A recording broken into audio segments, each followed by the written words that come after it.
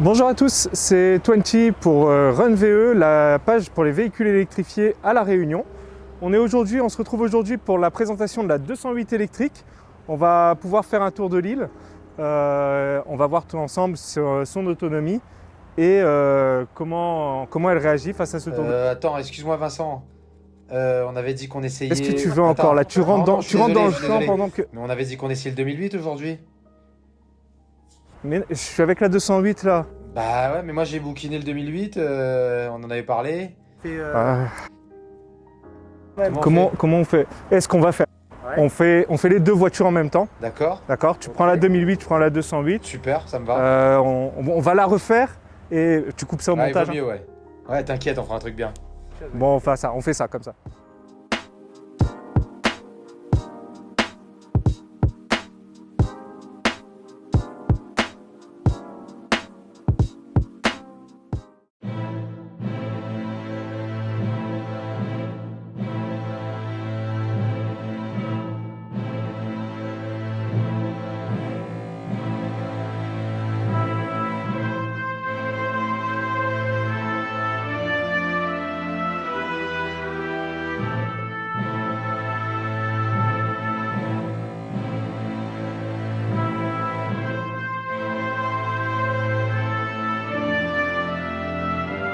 Bonjour à tous, c'est 20 pour VE974. Aujourd'hui, je suis accompagné de Fabien.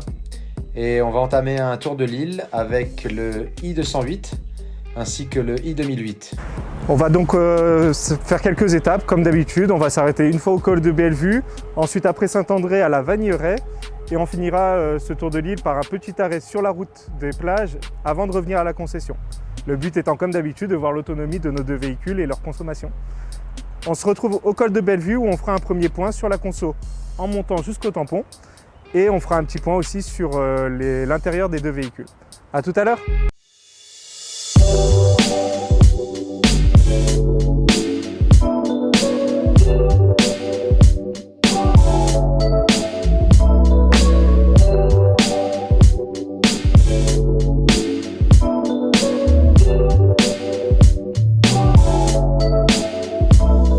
On est arrivé au col de Bellevue avec Fabien, donc moi je sais pas pour toi, de mon côté on est à 38,7 kWh au 100 de consommation, ce qui est quand même pas mal, mais je pense que tu as fait mieux. Alors moi je suis à 41,5, Ah joli score aussi. ce qui est quand même énorme, mais c'est pas mal aussi. Ouais. Et en termes de pourcentage batterie, presque combien? Il me reste 75% de batterie. Tricheur. Je suis à 73. Bon, faut savoir que je suis parti avec 3% de moins de Saint-Pierre. C'est ça, moi j'étais à 100% au départ de Saint-Pierre et il m'annonce 176 km d'autonomie restant. Bah moi je suis à 120, il faut savoir que la voiture a dû être utilisée par des gens qui sont un petit peu lourds du pied droit d'après moi. Donc elle est un petit peu perdue, mais normalement ça devrait le faire quand même. On va pouvoir redescendre tranquillement vers Saint-Benoît puis Saint-André, donc on va récupérer pas mal d'énergie. Ouais, c'est ça. Ce qu'on va faire, c'est qu'on va remettre les compteurs à zéro avant de partir. On verra combien de kilomètres on a récupéré en bas. Et on s'arrêtera à Saint-André pour faire le point. Très bien. Là, on va profiter du fait qu'on est un petit peu au calme, un petit peu dans la nature pour faire quelques plans et parler un petit peu de l'intérieur des deux voitures. Je vais te laisser la parole là-dessus et on fera quelques plans tranquillement. Ouais, c'est très bien. Alors, donc on va faire l'intérieur de la i2008. La première impression qu'on a, c'est que dès qu'on s'installe à son volant, on est bien installé, tout tombe bien sous les mains. Les écrans sont plutôt bien placés. On a l'écran en face de nous qui est le iCockpit 3D. Donc il est vraiment très très bien fait. On a tous les boutons de commande de réglage qui tombent sous la main. On peut facilement afficher les informations dont on a besoin au moment où on a besoin. Tout ça est paramétrable évidemment. On a l'écran d'infodivertissement de 10 pouces, la dalle de 10 pouces qui est sur notre droite, qui est tournée vers le conducteur. Nous voilà maintenant au nouveau volant de la 208. Un peu pour comparer à la 2008, il faut dire qu'on est quand même bien installé. Il y a de la place à l'avant, il n'y a pas de souci là-dessus. Après, le petit problème, c'est qu'on a mis le petit dans la grande et le grand dans la petite. C'est-à-dire que là, à l'heure actuelle, si quelqu'un veut s'asseoir derrière moi, c'est extrêmement compliqué. On ne lui en voudra pas trop, ça reste une citadine, c'est pas forcément fait pour les grandes familles et les grands gabarits. Mais malgré cela, en tant que conducteur, il faut le dire, je suis bien installé, je suis bien maintenu, le siège est assez confortable. On est effectivement, comme la 2008, on a toutes les informations devant nous grâce au iCockpit 3D qui renvoie les informations importantes sur le premier plan. Le volant, le petit volant, ben, forcément dans les virages, c'est vraiment un gros point positif. Ça améliore franchement la maniabilité de la voiture. On a le même écran de 10 pouces que sur la version GT. Ici, dans la 208, on est dans une version Allure. Le 2008 est un GT. On a finalement exactement le même intérieur, peut-être un petit peu plus petit du fait du gabarit de la voiture, mais tous les éléments tombent sous la main, comme sur son grand frère finalement. Bah, visuellement, c'est très bien fini. La qualité de l'écran est vraiment bien. L'emplacement, peut-être un tout petit peu plus haut, aurait été bien. Là, j'ai mon autonomie. Je sais ce que la voiture est en train de faire, si elle charge, si je suis en mode éco, si j'accélère un peu. Je vois, comme il y a la lecture des panneaux, j'accède aussi à l'information directement ici. Et j'ai ma consommation instantanée. Non, il est bien ce petit iCockpit 3D. Le système multimédia est complet, mais à mon goût trop complexe à utiliser. On dispose ainsi de 4 ports USB, dont un de type C. À l'arrière, 2 ports USB de type A pour recharger des appareils mobiles. Et à l'avant, un port de type A pour le multimédia et un autre de type C pour la recharge uniquement. Pourquoi avoir opté pour ce choix quand l'inverse aurait été bien plus approprié quand on connaît les capacités de l'USB-C? Peugeot a également mis à notre disposition un chargeur à induction qui est bien placé en bas de la console centrale. On peut y loger un smartphone de grande taille sans problème et refermer le logement ensuite pour sécuriser l'appareil. Il est également possible de se servir de la porte du logement comme d'un support, mais les trop grands smartphones y seront peut-être un peu moins à l'aise. L'idée d'avoir des touches de raccourci est excellente et le logiciel Peugeot est très peu pratique dans la vie de tous les jours et il faudra passer un peu de temps à dompter son interface qui est largement perfectible. On dispose évidemment de CarPlay et Android Auto lorsque le téléphone est raccordé à la prise USB-A.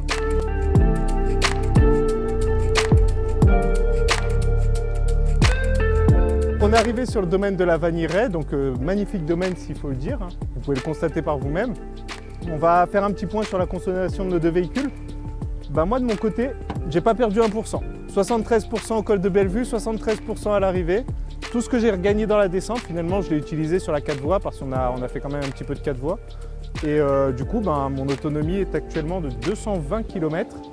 Et pour une consommation globale sur tout le parcours, les 81 km depuis Saint-Pierre, je suis à 14,8 kWh. Et toi? Je suis à 75% de batterie restante. Ça, c'est ce qui est affiché. 222 km d'autonomie restant. Donc, on a régénéré beaucoup en descente pour le système de management de la batterie. Mais je pense que la récupération a été très bonne ici. C'est juste que comme on a fait de la 4 voies ensuite, la consommation globale s'est stabilisée, arrivée ici à 15,1 kWh au 100. Et juste pour la petite portion Bellevue ici, je suis à 8,1 kWh au 100. Donc globalement, je pense qu'on a quasiment rien utilisé depuis le col de Bellevue et qu'on a récupéré quelques kilomètres au passage. Ce qui nous permettra largement de rejoindre Saint-Pierre ensuite pour le trajet qui reste sur 4 voies, donc entre 90 et 110 en vitesse stabilisée. D'accord. Ben, on n'est pas inquiet finalement, on va pouvoir finir le tour. Ah, largement, oui. On va profiter du cadre pour faire un petit tour sur l'extérieur des voitures, faire un petit focus, montrer un petit peu les différences qu'il y a par rapport aux versions thermiques sur ces foules électriques, puisqu'il y en a quelques-unes. Ça vous permettra de les reconnaître dans la rue également. Et ensuite, ben, on repartira tranquillement vers la route des plages pour faire un dernier arrêt sur la partie chiffres cette fois-ci. Donc on va faire un petit point sur l'extérieur des deux voitures. On va d'abord parler de la 208 sur le côté de la voiture, ce qui va vous permettre de différencier cette version électrique de la version thermique. Ça va être deux choses. D'abord, les jantes sont spécifiques. Les couleurs de jantes sont un peu différentes par rapport à la version thermique. Et ensuite et surtout, le petit E de i208, le petit monogramme coloré en bleu, qui lui donne vraiment cette identification électrique finalement. La i208 reste une 208, c'est-à-dire une petite citadine assez coupée finalement, elle est plutôt basse. Moi je fais 1m85, vous le voyez, la voiture doit faire à peu près 1m60, 1m62 environ. Assez racée, avec un aspect assez sportif. Pour son grand frère, le 2008, on va plutôt parler d'habitabilité. On est sur une voiture qui est un peu plus surélevée, qui va passer un petit peu plus partout. On reste avec le monogramme I qui a été déplacé cette fois-ci à l'avant de la voiture. Et pour tout le reste, c'est une 2008, c'est-à-dire les jantes ne sont même pas spécifiques, c'est vraiment les mêmes jantes que sur la version thermique. Donc là, sur cette version GT, on a des jantes en 17 pouces. Sur la Allure, la 208 Allure, on a des jantes en 16 pouces. Une garde au sol qui est quand même assez remarquable. On va pouvoir passer un petit peu sur les chemins un peu cassés, un petit peu comme pour venir jusqu'ici à la Vaniraie. Et une voiture qui finalement est assez haute, ce qui fait qu'à l'intérieur, on a quand même beaucoup plus de place. On va parler maintenant de l'avant des deux véhicules. Donc sur les deux voitures, le point important c'est le logo dichroïque. C'est un petit peu difficile à dire, mais c'est cet effet un petit peu bleu qui fait qu'en bougeant un petit peu la tête, on a un effet d'optique qui va vraiment identifier le véhicule électrique. On l'a à la fois sur la 208 et sur le 2008. C'est beaucoup moins visible sur la 2008 puisque la carrosserie est grise, mais sur la 208 on le voit bien. La calandre reprend la couleur de la carrosserie. Donc une calandre bleue pour la voiture bleue.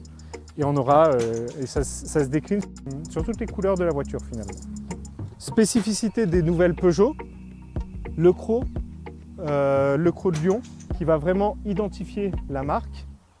Et maintenant sur la version GT où on a des feux à LED avec les 3 bandeaux qui va vraiment poser la sportivité du véhicule. Sur la version allure de la 208, on a des feux halogènes typiques, mais on garde quand même ces crocs qui vont vraiment marquer l'identité de la marque, lui donner un caractère sportif, un caractère un peu agressif finalement. Sur l'arrière de la 208, on retrouvera le bandeau noir qui est spécifique à la voiture. C'est quelque chose qui vient d'être ajouté sur les nouveaux véhicules de Peugeot. Le monogramme I devant 208 afin de reconnaître la version électrique même de l'arrière. Autre indice que c'est une version électrique, naturellement pas de pot d'échappement. La partie basse du pare-choc est complètement pleine. On reprend ici les 3 griffes sur cette version allure avec des feux à LED à l'arrière et les 3 griffes qui sont disponibles dès cette version allure finalement. Et aussi un petit point important, le bandeau noir dont on retrouve un rappel sur les côtés avec les tours de roue qui sont également en noir laqué. Donc sur le 2008 finalement on se retrouve un petit peu avec un bébé 3008, toujours avec ce bandeau noir et les 3 griffes qu'on a déjà retrouvées sur la 208. Le monogramme I qui est toujours présent. Le lion dichroïque, encore une fois, qui est présent à la fois sur la 208 et sur le 2008 pour identifier bien la voiture de l'arrière. On est sur une finition GT, c'est la finition la plus haute gamme, donc qui est bien spécifiée sur le bas du coffre. Finalement, on retrouve les codes de Peugeot dans ces deux voitures. Les 208 et 2008 sont avant tout des Peugeot. Ils ont vraiment voulu insérer leur gamme électrique dans la gamme totale de la marque pour que le client qui vient chercher une voiture chez Peugeot puisse avoir le choix entre une motorisation ancienne, le thermique, ou le présent, l'électrique et même l'avenir.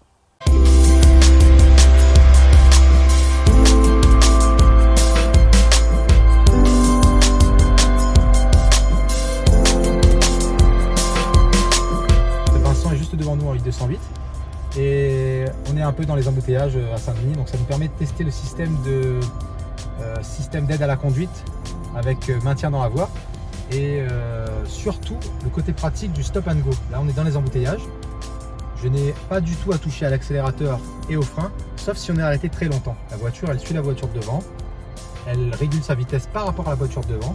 Là le dernier panneau qu'on a vu c'était 50 km/h. La voiture a récupéré l'information, moi j'ai juste eu à valider pour qu'elle récupère la vitesse et elle suit la I208 de Vincent devant nous.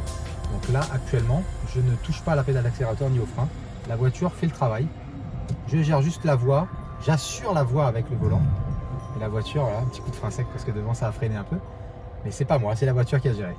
Donc j'ai juste à gérer le volant et appuyer un petit coup sur l'accélérateur pour repartir quand on s'arrête trop longtemps.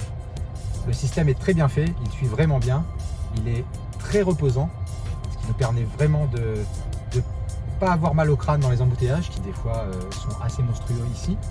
Là il est 14h17, ça devrait rouler, pourtant barre à choix ça bloque. Donc vraiment le stop and go, le système d'aide à la conduite est vraiment efficace sur cette voiture. Alors à vitesse stabilisée, entre 90 et 110 c'est encore plus probant parce que ça nous permet vraiment de faire des grands trajets entre Saint-Denis et Saint-Pierre, entre 90 et 110 en respectant les limitations de vitesse, en n'ayant pas de fatigue sur la conduite et en étant vraiment concentré que sur la route. Ça garde la voie, ça permet de freiner, de garder la vitesse par rapport à la voiture de devant et surtout la distance de sécurité par rapport au véhicule qui nous précède. Maintenant on est sur la route des Tamarins, à vitesse stabilisée. J'ai mis le régulateur à 110 km/h avec le régulateur adaptatif suivi avec maintien de fil. Et on est à vitesse stabilisée derrière une voiture à 106 km/h qui maintient la distance de sécurité automatiquement. J'ai juste à vérifier qu'il ne donne pas de coup de frein, qu'il n'y ait pas un objet qui gêne. Mais je ne touche pas à l'accélérateur ni au frein depuis à peu près déjà la route littorale. Ça fait maintenant quelques kilomètres. On est au niveau de Saint-Leu sur la route des Tamarins pour information. Et la 208 nous suit, donc Vincent, je ne sais pas où tu en es de ton côté, mais nous ça se passe plutôt bien dans la i2008. Du coup, Fabien, moi, pas de régulateur adaptatif sur ma version Allure. Il faut savoir que c'est vraiment une exclusivité sur la version GT. Malgré cela, la conduite, ça reste une Peugeot. Il faut le savoir, c'est que ça tient la route. On est accroché à la route. Il n'y a vraiment aucun problème là-dessus. Le châssis tient ses promesses comme toutes sur les Peugeot, on va dire. Je vais juste regretter le mode B qui pour moi est un peu léger. Autre chose sur les voitures PSA finalement, comme beaucoup de voitures, elles disposent de trois modes de conduite. Donc le mode normal, celui qu'on utilise actuellement, qui va regrouper qui va correspondre à une conduite habituelle finalement. Le mode éco qui va nous permettre de réduire un petit peu la puissance de la voiture et aussi la force de la clim afin d'économiser de l'énergie. Et enfin le mode sport qui va déployer les 136 chevaux du véhicule. L'application My Peugeot qui permet depuis son smartphone et depuis l'application téléchargeable sur les stores respectifs iOS et Play Store de prendre l'application, de s'enregistrer et de bénéficier de la connectivité véhicule à distance. C'est-à-dire que vous branchez votre véhicule, vous pouvez programmer la charge éventuellement depuis le smartphone, vérifier l'état de charge, lancer la ventilation, donc chauffage ou climatisation, que le véhicule soit à une certaine température au moment où vous rentrez à l'intérieur. On est arrivé à la forêt de l'étang salé. Donc on fait un petit point dans ce cadre un petit peu spécifique au sud de l'île. On va en profiter pour parler un petit peu chiffres. Donc un petit peu sur la puissance, le couple moteur, etc., etc. Fabien, de ton côté, tu le réalises en combien de temps 0 à 100 avec ton 2008? En 8,5 secondes. Ouais, c'est pas mal. Bon, je te bats. Ma petite sportive, là, ma petite bombe, elle fait 8,1 secondes. Donc 8,1 secondes, ça va un petit peu mieux. C'est un peu plus légère aussi, c'est pour ça. Ouais, et la légèreté, ça m'aide aussi sur WLTP. Je suis à 340 km annoncé. Ah ouais, je suis à 310 effectivement, ouais. Ah bah comme quoi, petite mais puissante, hein. Ça envoie. Après, elle a vraiment ces gros avantages-là. Je sais pas ce que toi, il te reste à ton gros SUV. Bah écoute, je te propose de regarder à l'arrière. Je pense qu'on peut comparer les coffres et là, on peut voir peut-être une plus grosse différence. Bon, bah on va faire ça. Bon, on va commencer par la tienne, puisqu'apparemment ton coffre à toi est plus grand. Très bien. Attention. Et voilà, 405 litres. D'accord. Et un sous-coffre. Ah oui, c'est vraiment Dans pratique. lequel on peut ranger tous les câbles. Tu peux ranger tes câbles dans le sous-coffre. Très bien. Exactement. On peut même laisser le croc dans le coffre. Système pour charger à domicile. Et le câble de type 2 qui peut rester là. Et voilà. Alors, qu'est-ce que ça donne de ton côté? Je vais quand même te montrer, mais c'est vrai que ça fait un peu grise mine à comparer. Hein. Donc, moi, je suis à 265 litres et comme tu le vois, c'est un peu plus archaïque. On n'a pas de sous-coffre sur cette version Allure. Donc, toi, tu es dans un GT. Ce qui fait que les câbles peuvent traîner un petit peu. Heureusement, Peugeot fournit la petite boîte pour ranger le câble, qui a des scratchs qui lui permettent de pas trop bouger dans le coffre. Mais après, c'est vrai qu'au quotidien, on s'en sert plutôt rarement. On a plutôt tendance à remettre le câble dans le coffre comme il vient parce que le réenrouler à chaque fois, c'est pas forcément hyper pratique. Comme ça, quoi. Voilà, exactement. Donc on va voir un petit peu comment ça se passe au niveau des places arrière de cette 208. Donc on peut s'installer assez facilement. La voiture est un peu basse, mais ça va. Donc l'appui-tête qui est réglable naturellement. Donc là, je suis installé, je fais moi 1m85. Actuellement, je suis assis derrière moi, hein. Je n'ai pas réglé les sièges. On est plutôt bien, ça touche un peu, mais faut pas oublier qu'on est dans une citadine qui n'est pas forcément faite pour ça. À mon avis, dans le 2008, on aura plus de place, forcément. On verra ça avec Fabien juste après. Mais dans l'ensemble, pour des petits trajets, ça fonctionne. Il n'y a pas de souci là-dessus. Du 2008. Donc je m'installe ici. Donc là, je m'installe derrière moi qui conduit. Donc j'ai largement de la place aux genoux. Vraiment largement. On est très bien installé. On a de la place pour 4 adultes sans problème sur les très longs trajets. Les appuis-têtes sont réglables en hauteur. Ici. Et on peut même mettre les sièges enfants, avoir beaucoup de place pour les enfants. Les vides-poches qui sont très généreux sur cette version-là. On a des petits rangements aussi ici. Et 2 ports USB-A à l'arrière pour charger les appareils mobiles éventuellement. On est de retour devant la concession de Peugeot à Saint-Pierre. Après un certain nombre de kilomètres parcourus, il faut savoir qu'on a eu des petits problèmes, c'est-à-dire qu'on ne s'est pas tout à fait suivi. C'est ça, ouais. Je crois que ce monsieur s'est trompé de route. Alors on avait rendez-vous à un point et on n'était pas d'accord, je pense qu'on ne s'est pas mis d'accord comme il fallait sur le point de rencontre final. Donc moi j'ai parcouru 181 km avec un conso de 16,4 kWh au 100 pour ce parcours donc de Saint-Pierre en passant par le col de Bellevue et revenir ici à Saint-Pierre. Moi j'ai fait 204 km et oui, ça fait un petit détour de 20 km quand même.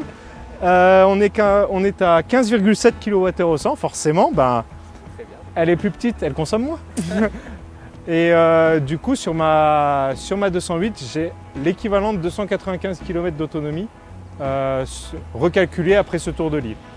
Ça donne quoi sur le 2008 en termes d'autonomie? 75 du coup en autonomie calculée, donc c'est plutôt pas mal. Vu le tour de l'île qu'on a fait, on a roulé à des vitesses plutôt correctes. De vitesse normale. Hein. Et puis voilà, ouais, on a joué au régulateur, on a eu un peu d'embouteillage à Saint-Denis, donc ouais, on a roulé comme monsieur et madame tout le monde. Hein. Exactement ça.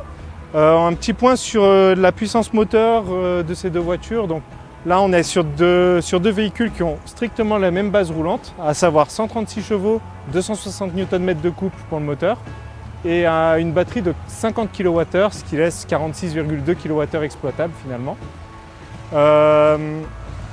En termes de tarifs maintenant, parce qu'il faut en parler, donc la 208 comme le 2008 d'ailleurs existe en 4 versions. Ça commence à la version active, puis Allure, c'est la 208 qu'on a essayé aujourd'hui, une version GT Line et une version GT comme le 2008 qu'on a pu essayer.